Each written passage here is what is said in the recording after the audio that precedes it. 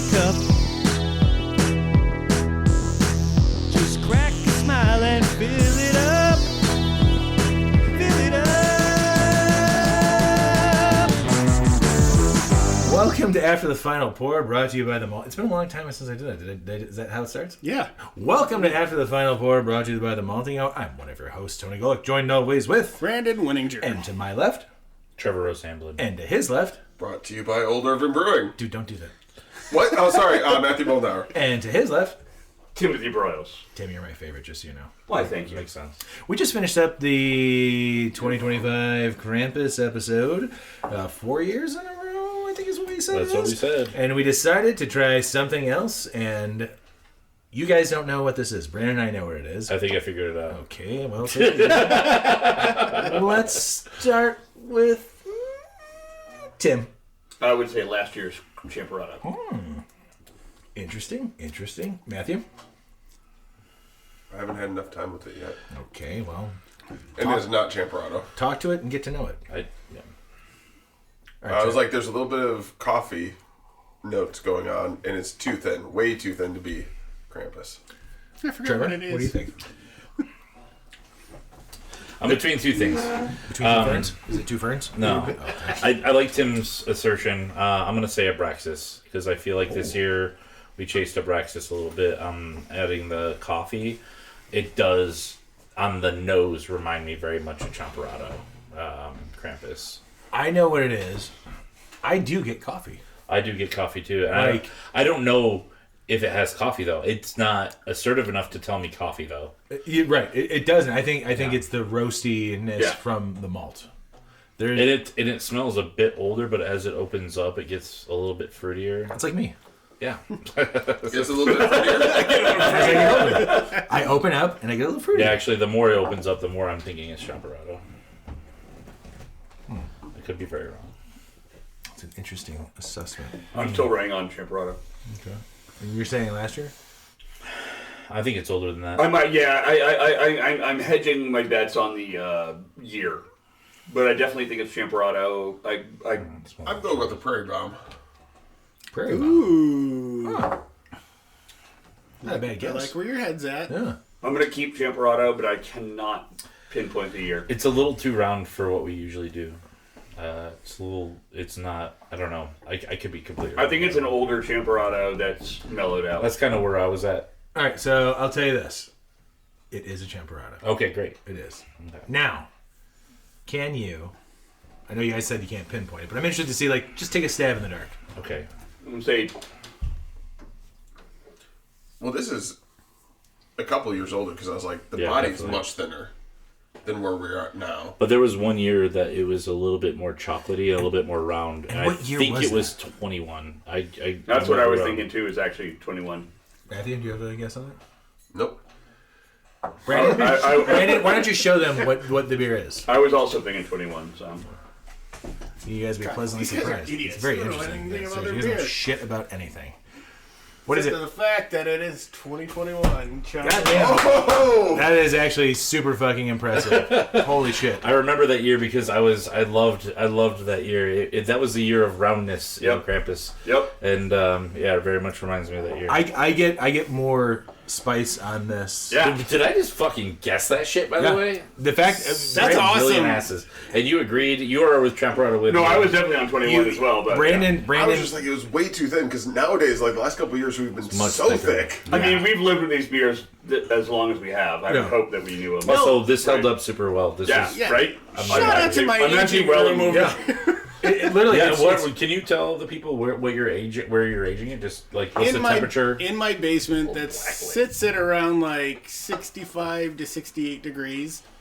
sometimes cooler. We got than like 200 beers. Yeah, and I mean the fact that it held up and that. By the way, kind of R.I.P. the beautiful black lid. oh yeah, those. that. I were great. love the black lids. 1 out of 48 No, cans that's had a all right. bad seal. No, that's because R.I.P. These were good ones. Yeah, those are good ones. They changed the method, and therefore they're no longer. They're painted now, not plated. Yeah, The Hence black why lids they are didn't super work cool. anymore. Although I will say This year they worked that wonderfully. Year. They worked that year. the gold lids on top do kind of look pretty fucking rad. Yeah. All right, so I'm pretty sure the reason that we did this was to tell horror stories because Yes. We're pretty sure Krampus is haunted, and that's just the truth. Which is why Krampus... can you pass me that can real quick? Which is why Krampus gets closer and closer to you every year. Yes, and I think you've talked about that previous years. It's like a growing label. Which is super fucking cool. We make the character bigger. I can't wait for it to just be Krampus's forehead.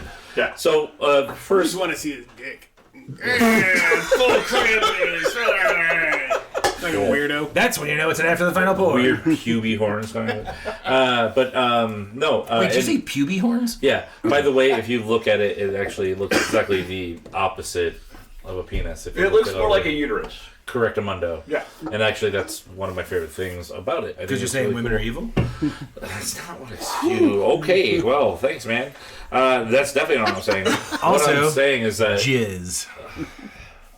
all life is sun and women. That's all that we need to know. Anyway. Sorry. And jizz. Okay.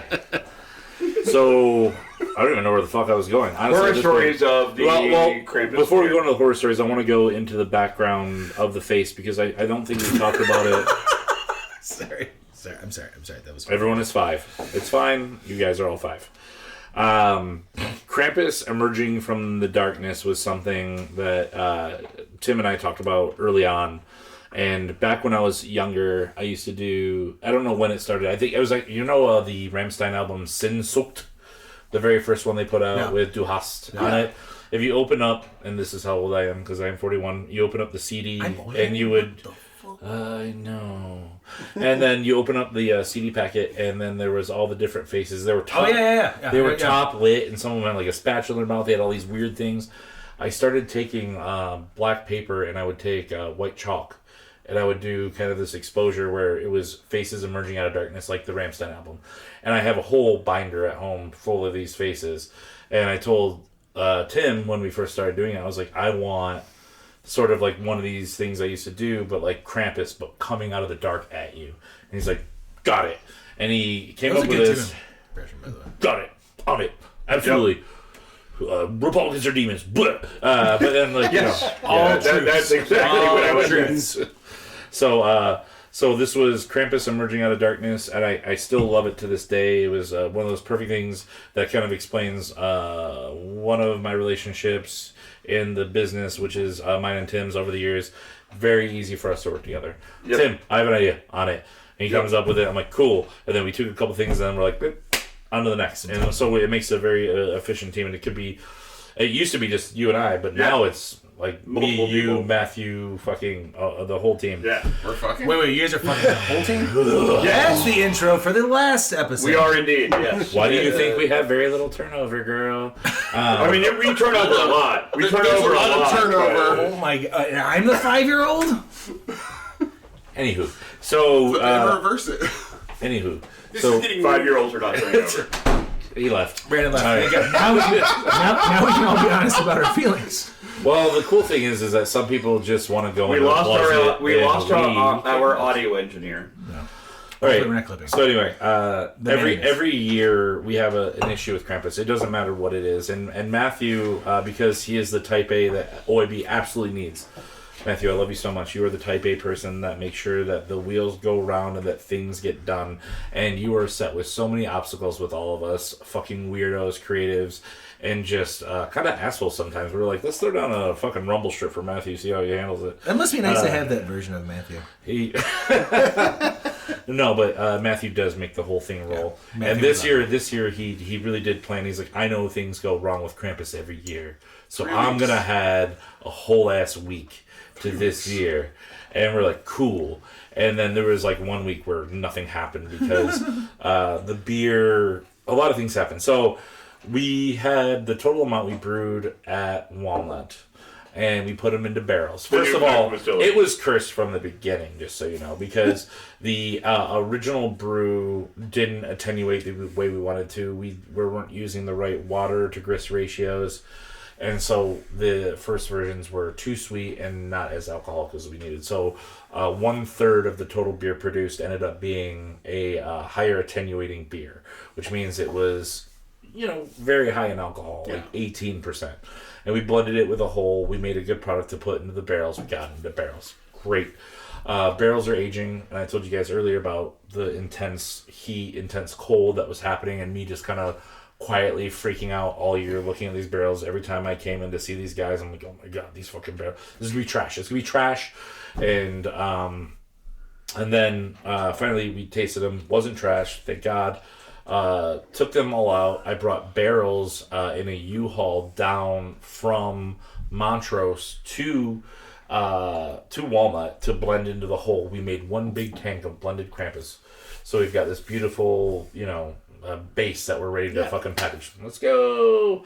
And so we bring in a couple of barrels from Melange. We get that going. There was problems with that. One of our hoses was pinched.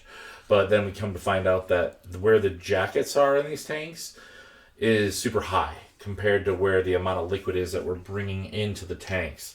And that was giving us the most problems. The jackets cool the tank. The attack is cool the tank, but if you don't reach above a certain point, it's not going to cool the liquid below. Yeah. It's kind of like, ice freezes on top and you've got a bunch of liquid below in a lake.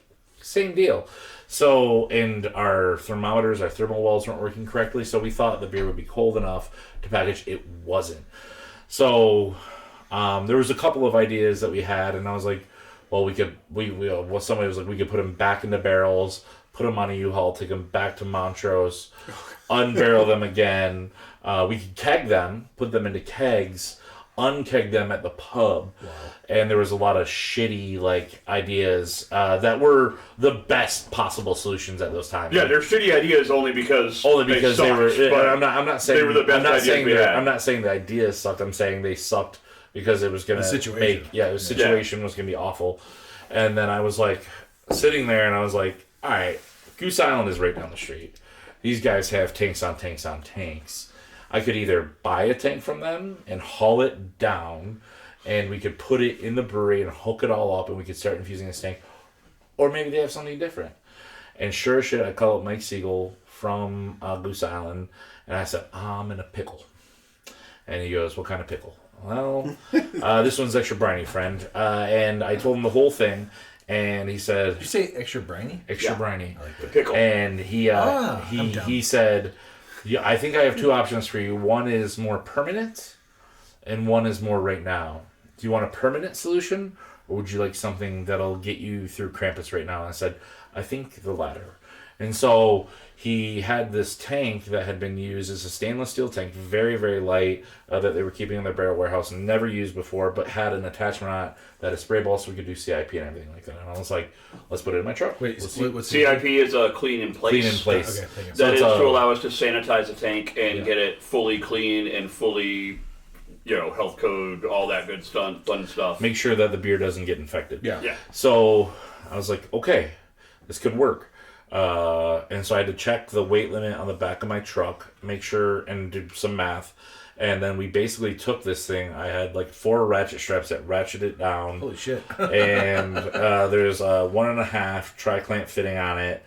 And I had the guys down at Walnut passivate, which means you use a very, very acidic chemical to fill in any kind of gaps, scratches on the inside that might be holding any kind of bacteria, and then do 2 CIPs on it, which means both caustic and acid rinses. And then we were like, okay, here we go. So I strapped it back on my truck, and at 5 barrels at a time, I was taking this from Walnut to Montrose, and it was 30 individual trips. Holy shit. 15 round trips, and that doesn't include the stuff that we had to do after that. Yep. Because there was a few more after that for other things that we had to do. Breakdance fighting.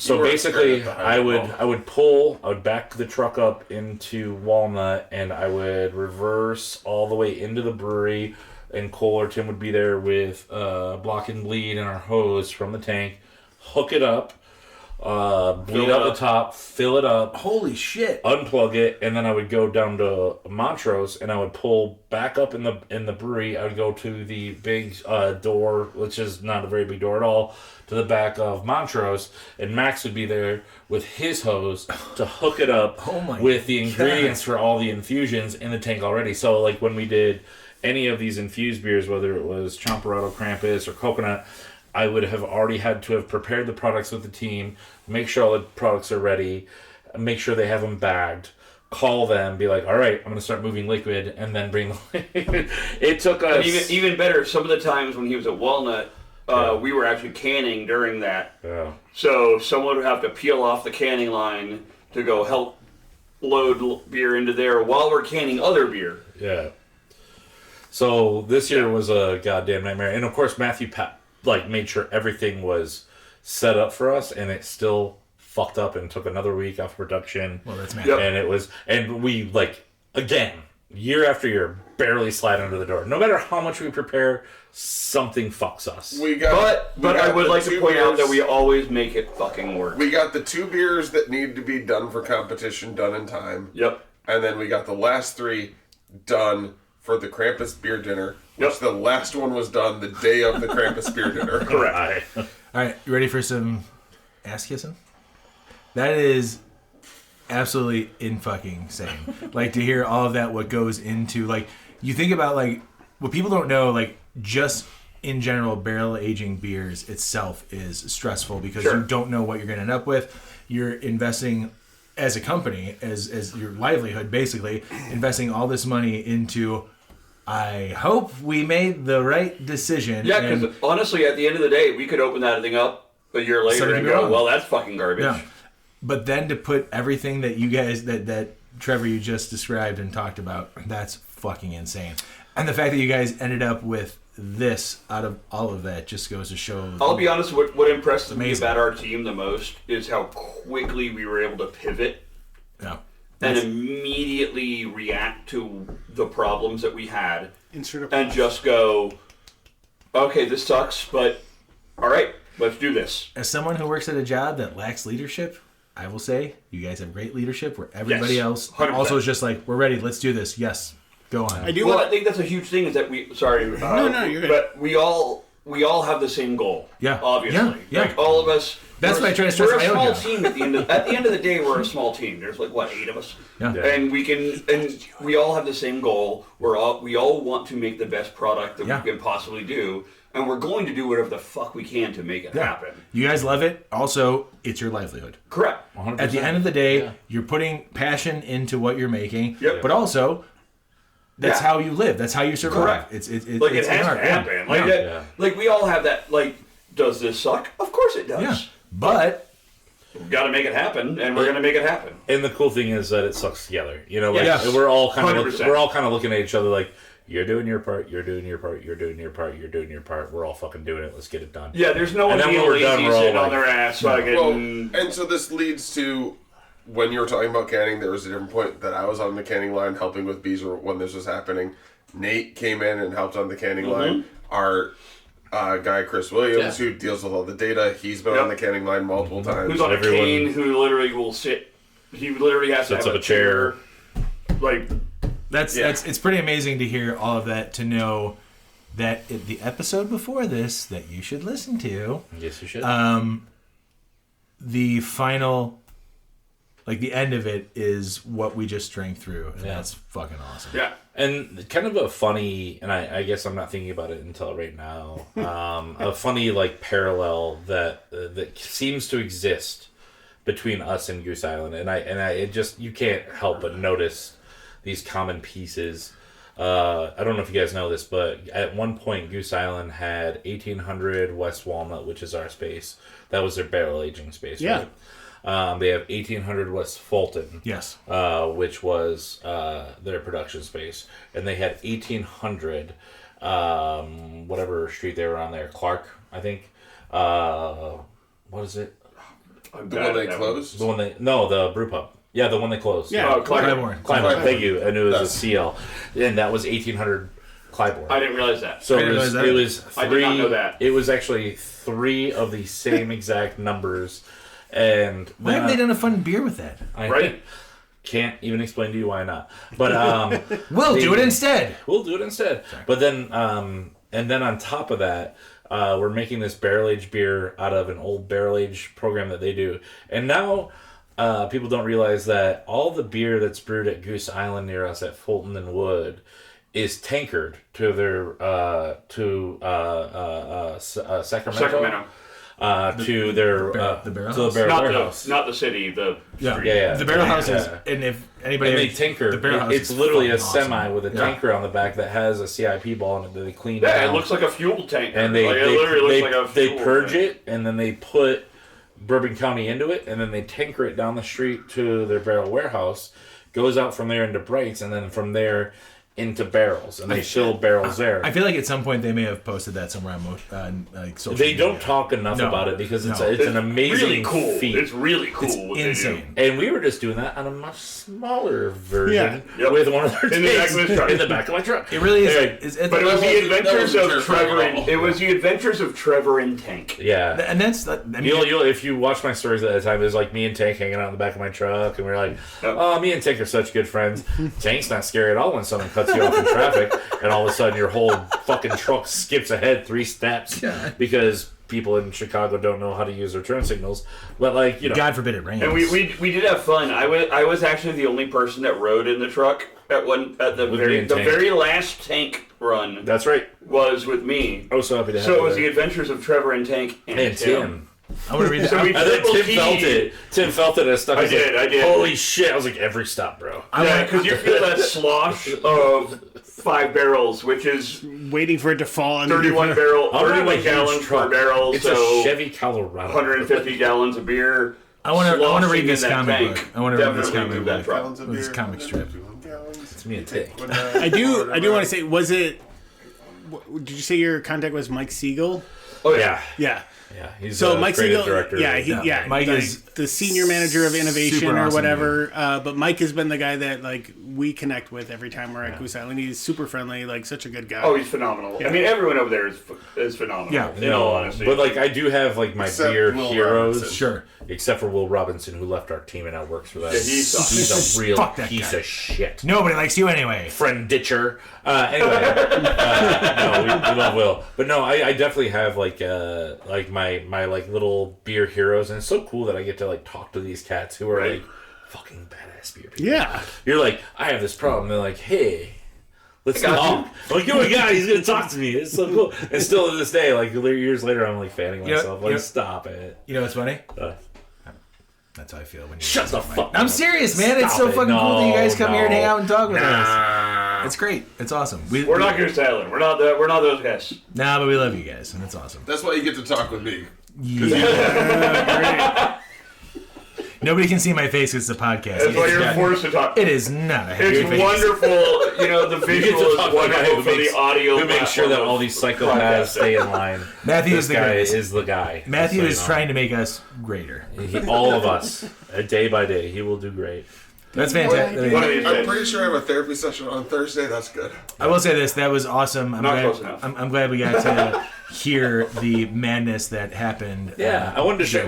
Yeah. Very good. I don't remember which one you guys brought up, but like, I think Tim said like, "Oh, we didn't even talk about Tank." Yeah. and I was like, "Oh yeah, this year was fucked up."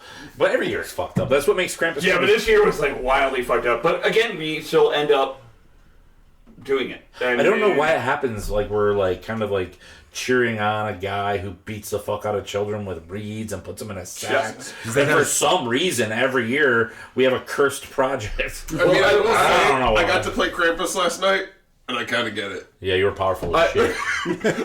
He was just pointing across the room at Nate with all of his prizes, and people would be like, "What do we do?" And he just kept pointing, and I was like, "Holy Well, shit!" I would keep on going up to people, and I couldn't really speak through the mask, so I'd just go, beer. It's pretty good. I will say was the one so the good. one thing that makes a difference. Is that your Krampus voice? When Krampus It's a sucks good every voice. year, the big difference is what Trevor said earlier, which is we literally are all in it together, and it makes a big difference when every single person is in the mix. You can't complain as much. Like realistically, you're like, oh well, this sucks for all of us. Yeah. And like I said, I do think Misery loves company. it says a lot about You know. you guys and what Old Irving has been and become over the years, and it shows with what you guys put out, and it's awesome to see like Thank you. to peek behind the curtain and everything. Obviously, we're all friends, but like Oh, of course. we love you guys, and it's great. And also, this episode is brought to you by Old Irving Brewing. keep giving us those. I And don't want the cherry mash. You Trevor, want the cherry get it mash. away from my Eat face. it, you love it. Trevor, Matthew, Tim, thank you again. Thank you so very much. This is probably ending out the year. Maybe we'll do Maltese. I don't know what the fuck we're doing anymore. We're just putting some shit out here. But thank you guys. We'll do a Maltese. There'll be a Maltese. It might be in January. But thank you guys so much for the Krampus episode and this. We love you guys, and we look forward to this every year. Brandon, I love everybody. Love you too, man. And we'll see everybody next time. Okay. Peace.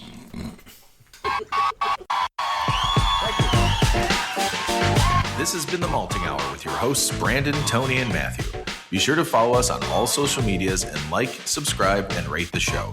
If you have any questions or suggestions for future episodes, drop us a line at info@themaltinghour.com. Until next time, cheers.